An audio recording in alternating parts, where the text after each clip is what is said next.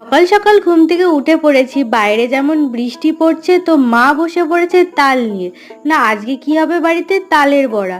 আর তো তালের বড়া খেতে খুব ভালো লাগে। কাদের কাদের খেতে ভালো লাগে অবশ্যই কমেন্ট করো। নমস্কার বন্ধুরা, আশা করি সবাই ভালো আছো। তো আমি শ্রদ্ধা, আমার একটা নতুন মিনি ব্লগে সবাইকে স্বাগত। মা যেহেতু কিছুটা তাল ছেনেছিল, তো মাকে বললাম যে আমি কিছুটা ছেনে দিচ্ছি মাকে, তাহলে মার একটু হেল্প হবে।